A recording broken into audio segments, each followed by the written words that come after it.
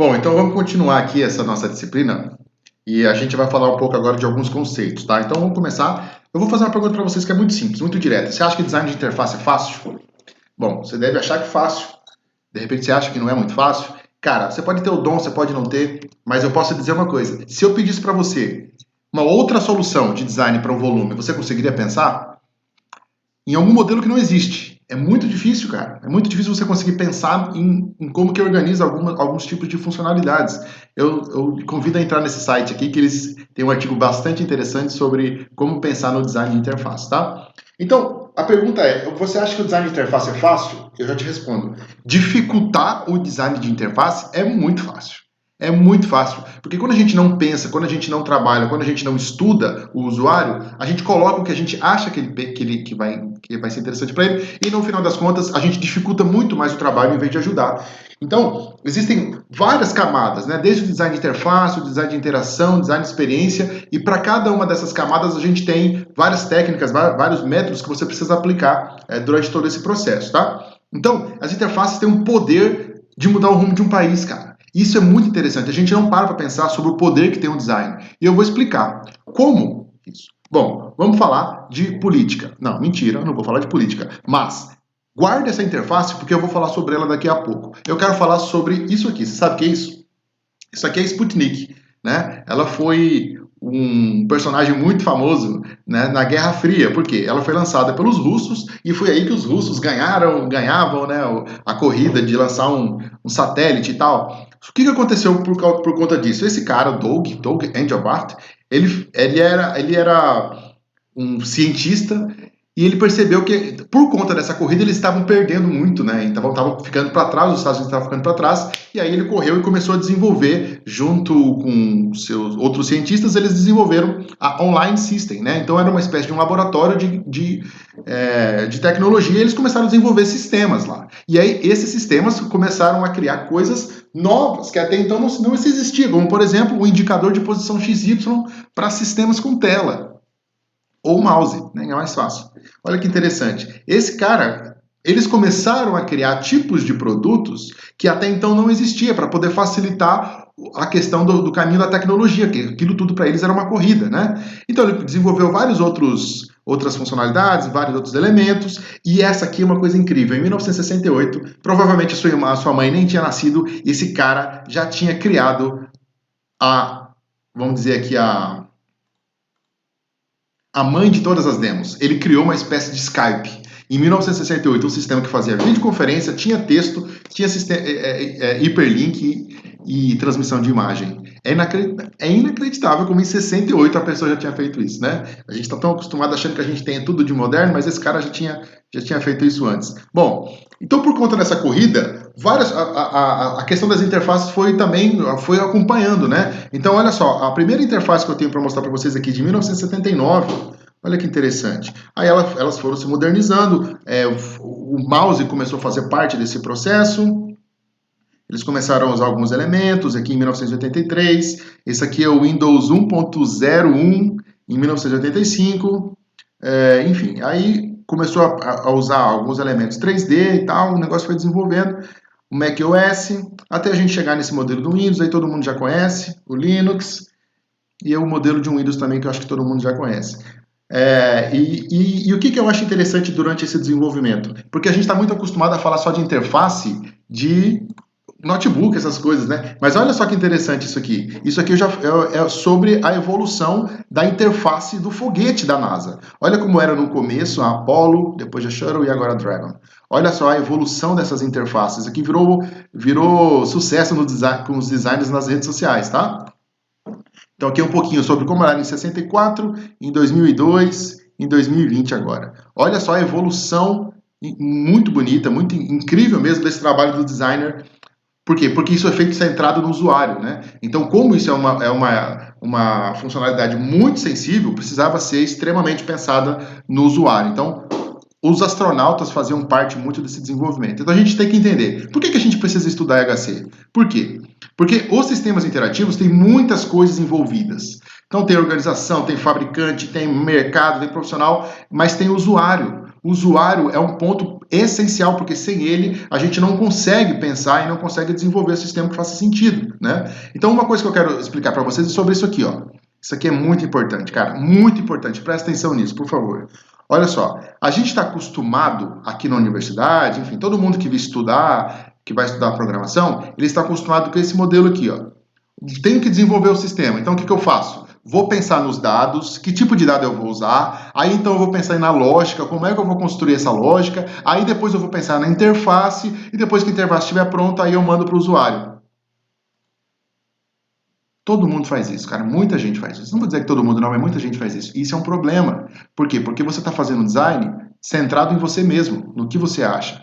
E quem é o nosso público? É quem paga. A gente tem que começar a pensar nesse outro modelo aqui. A gente precisa começar a pensar num outro modelo, um modelo centrado no usuário. Ou seja, a gente tem que começar a pensar em, primeira coisa, quais são as necessidades do usuário? Como é que ele pensa, como é que ele age, o que ele precisa, o que ele teve, o que ele tem, o que ele não tem. Aí eu começo a pensar na interface para ele. Só depois eu vou pensar na lógica e, por fim, eu vou pensar em como eu vou programar isso. Eu vou pensar nos dados. Então, vocês entendem que é uma maneira diferente de pensar? Enquanto no outro modelo a gente simplesmente senta e começa a fazer, e depois a gente se preocupa com o usuário, a gente precisa começar a pensar no modelo mais racional, que é o modelo que as empresas estão fazendo hoje. Tá? Isso aqui não é novidade, isso aqui já tem muitas empresas que estão fazendo isso há muitos anos. Começou a se colocar o usuário no centro do processo, e você precisa estar esperto com isso também, porque senão você vai ficar para trás na hora que você for para o mercado. Tá? Então, existem essas camadas aí de uso de contexto e contexto de uso. Né? Então, de um lado a gente tem um humano, do outro lado a gente tem um computador, existe esse processo de interação, e isso tudo precisa de uma adaptação, precisa de um trabalho, enfim. Existem vários processos que você precisa fazer de desenvolver, a gente vai explicar todos eles a partir daqui para frente, tá? Então, IHC é isso, é uma disciplina que envolve um monte de outras coisas. Então, assim, a gente tem computação, psicologia, sociologia, ergonomia, engenharia, design, linguística, semiótica, um monte de coisa envolvida para a gente entender a cabeça do usuário, tá? Então, no final das contas, se a gente consegue fazer um negócio bem feito, a gente aumenta a produtividade, a gente reduz o número de gravidade de erros, enfim, melhora a questão do treinamento e tudo mais, aumenta as vendas, a fidelidade. E também tem outra coisa, pode ser muito mais impactante do que isso, porque você pode criar experiências para o seu usuário, tá? Que vai muito além disso. Então vamos falar um pouquinho sobre isso. Por que a gente precisa estudar IHC? Basicamente, olha só essa piadinha que tem aqui. Quando uma pessoa de exatas vai no Google procurar por algum problema, ela faz isso. Ela digita isso aí. Erro, não sei o que, solucionado. Quando uma pessoa de humanas vai, ela é totalmente diferente. Ela é muito mais um pouquinho mais dramática do que o pessoal de exatas, porque ela já está preocupada com aquilo. A maneira de pensar, o raciocínio é diferente, tá? Isso aqui é uma piadinha, claro. Mas só para a gente entender um pouco que existem modelos de maneira diferente de pensar, tá? Então eu vou passar alguns slides aqui, não vou passar muito não, mas só para você entender o que é que você vê nessa imagem. Você vê alguma coisa? E nessa? O que você vê primeiro? E nessa? O que você está vendo? Enfim, eu tenho várias imagens aqui que eu não vou mostrar todas, mas eu quero que você veja depois nos slides ali. Essas imagens mostram um pouco sobre o que você consegue ver e o que você não consegue. O que você consegue ver, o seu colega não consegue. E vice-versa. Tá? Então, a gente tem o quê? A gente tem uma maneira de pensar diferente. Então, eu te faço uma pergunta. Quantas janelas tem na sua casa, sem sair daí, sentado do jeito que você está? Quantas janelas tem na sua casa? Bom, você pensou. Como é que você pensou isso? Tem gente, eu já fiz essa pergunta em sala de aula, tem gente que imagina a sua casa em 3D girando. Tem gente que se imagina voando pelos cômodos da casa. Tem gente que se imagina andando do lado de fora da casa, contando as janelas. Ou seja, as pessoas pensam, elas constroem o pensamento de uma maneira diferente. Tá? Isso é um modelo mental. Modelos mentais. Nós temos modelos mentais diferentes. Eu tenho um modelo mental, você tem um modelo mental diferente, todos nós temos. E é por isso que a gente tem que estudar IHC. Por quê? O modelo do projetista do software é totalmente diferente de quem vai usar o software. O modelo de um usuário que opera um sistema muitas vezes é diferente do modelo de usuário que usa de vez em quando. O modelo de um usuário novato é diferente de um modelo de um usuário experiente. Então, os modelos são diferentes, a gente pensa de maneira diferente. E é por isso que a gente precisa, então, estudar IHC. Porque a gente tem o modelo de designer, a gente tem o modelo de usuário e a gente tem a imagem do sistema, né? O Norman, que é um grande cientista, a gente vai falar dele mais vezes, ele distingue esses 3 tipos de modelo. Ou seja, nós temos diferentes tipos de usuários. Existem várias maneiras diferentes de pensar, vários tipos de usuário diferentes. Então você tem que estudar IHC para você fazer o negócio adequado para cada um deles. Ou para que você consiga criar mais ou menos uma média de uso de satisfação para todo mundo, tá? Vamos voltar então à urna eletrônica. Por que a urna eletrônica é um problema? Cara, vocês conseguem perceber que está faltando alguma coisa aqui? Você concorda comigo que o design da urna eletrônica ela tem um problema de design? A interface tem um problema de design? E qual é? Qual é esse problema? Você já parou para pensar sobre isso? Bom, então eu vou te fazer uma pergunta. Você sabe como é que faz para votar nulo? E se eu quisesse votar nulo? Ah, professor, eu sei. Tudo bem, você pode até saber, mas tem gente que não sabe como é que vota nulo. Isso é um problema. Mas como assim é um problema? Vou te explicar.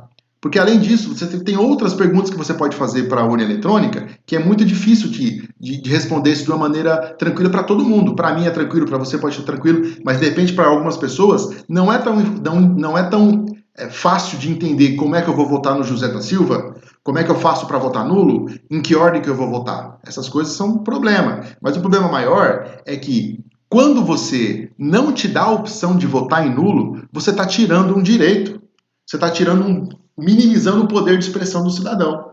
Você já parou para pensar nisso? Quando a urna eletrônica simplesmente tirou, ou aliás, não me deu a opção de votar nulo, ele está minimizando o meu poder de comunicação, meu poder de expressão. Mas, professor, voto nulo e voto branco dá na mesma. Eu sei, voto nulo e voto branco é voto inválido, não vai contar. Mas só que tem um negócio que a gente passou muitos anos com essa cultura do voto nulo ser um voto de protesto e o voto em branco ser um voto de que, ok, para mim, quem ganhar tá bom. Então, é uma maneira diferente de se expressar. Uma é, eu não quero votar em ninguém, a outra é, eu voto em qualquer um. Então você entende que isso é diferente, e quando você tira o botão nulo, você está eliminando essa possibilidade de expressão. Ah, como é que faz para votar nulo? A única maneira de votar nulo é você votar em um número que não existe. 00, 99. Mas e aí, onde é que está isso? Como é que você consegue entender isso na prática? É praticamente impossível. Você tem que raciocinar muito para você conseguir pensar sobre isso, tá? Então é isso. Quando a gente pensa na urna eletrônica, a gente está pensando numa decisão de design que diminuiu o poder de expressão do cidadão. E as redes sociais, cara? As redes sociais também são um problema muito sério, porque a maneira como elas são desenhadas, elas favorecem uns tipos de comportamento. Já parou para pensar sobre isso? Por exemplo, existem redes que as pessoas são felizes, e existem redes que as pessoas são odiosas, e tem redes que as pessoas tanto faz. Por quê? Porque entre vários fatores está o design. Como é que você desenhou aquilo? Vou te dar um exemplo. No Twitter tem muita gente raivosa no Twitter. Provavelmente por causa de como ele foi desenhado, de como é o design. Eu preciso me expressar em pouquíssimas palavras. Então eu tenho que ser muito direto, muito objetivo, e isso pode gerar problemas de interpretação. E aí isso vai alimentando, e as pessoas começam a ficar cada vez mais odiosas umas com as outras. Pode ser um problema. A questão, por exemplo, do Instagram. Instagram todo mundo é muito feliz, todo mundo gosta de se mostrar, de se exibir, mostrar que a sua vida é incrível. Então lá dificilmente você vê o mesmo nível de ódio que você vê em redes sociais. A mesma coisa no Snapchat, todo mundo lá, não sei o quê, a maneira como ele foi desenhada sem botões praticamente no início, não tinha botão, não tinha interface, não tinha nada. E as pessoas gostavam de interagir por vídeos que apagavam, então todo mundo fica feliz. No TikTok também é uma rede que vai bombar nos próximos anos. Todo mundo ali é feliz, a maneira de se comunicar lá é diferente. Lá tem muita competição, mas é uma competição saudável. Eu faço um vídeo e peço para competir com outra pessoa e as pessoas vão brincando com isso. E não tem esse nível de ódio, porque lá foi desenhada com música, foi desenhada com muito vídeo, muito som, muita brincadeirinha, né? E aqui no YouTube a gente já tem um pouco mais sério. Por exemplo, no Pinterest. As pessoas ali basicamente não brigam, não se comunicam dessa maneira tão odiosa, né? São mais sérias. Então, o próprio design, como a pessoa, como é construída, isso também ajuda no comportamento dos seus usuários, tá? Então, vamos pensar sobre isso. O designer tem uma imensa responsabilidade sobre a vida das pessoas. A gente não para pensar sobre isso. Mas o designer, o cara que faz o design, ele tem muito poder. Ele precisa prestar muita atenção, estudar muito, para ele entender que ele tem o poder de afetar a vida das pessoas, tá? Imagina numa situação um pouquinho mais complexa. Imagina se o designer não faz um trabalho bem feito numa situação um pouquinho mais complexa, o que pode acontecer? Certo? Então a gente tem que pensar em todos esses detalhes. Bom, então existe um conceito por trás da interface, tá? O conceito por trás da interface é que, assim, existe um objetivo, o usuário quer realizar dentro do sistema. E aí, aqui a gente tem um processo de interação. Então a interação é um processo é uma sequência de estímulos, a gente tem uma operação da máquina e existe uma comunicação por meio da máquina. Então existem 4 perspectivas, né? A perspectiva de sistema, a de parceiro de discurso, a de mídia e a de ferramenta. Eu vou explicar isso aqui para a gente finalizar, porque eu acho que é importante você entender. Para cada uma dessas perspectivas, a gente tem uma maneira de transmitir os dados diferentes, né? Então a perspectiva de sistema, eu simplesmente transmito os dados, né? Na perspectiva de parceiro de discurso, é uma conversa entre eu e o sistema, e na ferramenta, a minha maneira de interar, eu uso aquele sistema como uma ferramenta, e no modelo de mídia, é uma comunicação entre o usuário e o design do usuário, ou seja, o design que fez o sistema se comunica comigo através da própria interface, tá? Então, existem várias perspectivas diferentes sobre isso. Então, para a gente finalizar, o que é o conceito de interface? O conceito de interface é esse, é o único meio de contato entre o usuário e o sistema, e toda essa porção do sistema com a qual o usuário mantém contato durante essa interação, tá bom? Então, é isso aqui que acontece durante todo esse sistema, durante toda essa interação. Só que tem um detalhe importante, ó. Não existe só interface de software, existe também interface de hardware. Quando você está falando de equipamentos, existe também a interação que você faz com controle remoto, com o mouse, são interfaces de hardware, tá? A gente vai discutir não apenas software, mas também hardware. E um conceito que eu acho muito importante é o conceito de affordance. Sabe o que significa? Affordance é quando você bate o olho em um objeto, você sabe como é que você deve atuar com ele. O que é possível fazer com esse elemento da interface? Então é uma característica de um objeto que você revela aos seus usuários quais são as operações possíveis de se fazer com ele, tá? Bom, então assim, por que você precisa entender esse conceito? Porque se você fizer uma affordance inadequada, você pode causar problemas com a sua interface. Por exemplo, se você cria um botão que não parece um botão, as pessoas nunca vão apertar aquilo porque elas não acham que aquilo é um botão. Ou, se você não cria um formulário de texto com uma cara de formulário, as pessoas não vão entrar lá para digitar um texto, tá? Então, já existia um sistema, por exemplo, o nosso sistema antigo, que um desses botões era uma coruja. Então você tinha que clicar na coruja para aparecer as opções. Em nenhum momento aquela coruja aparecia um botão, tá? Nenhum momento. Então, assim, totalmente inadequado isso, porque as pessoas tinham que adivinhar que tinha que clicar em cima dela. Depois que eles perceberam esse problema, eles colocaram lá um balãozinho lá para dizer assim, oi, eu sou o menu, clica em mim. Enfim, um negócio meio absurdo, tá? Mas isso é para você entender que você precisa entender esse conceito básico para você conseguir construir suas interfaces com qualidade, beleza? A gente continua na próxima. Valeu, tchau!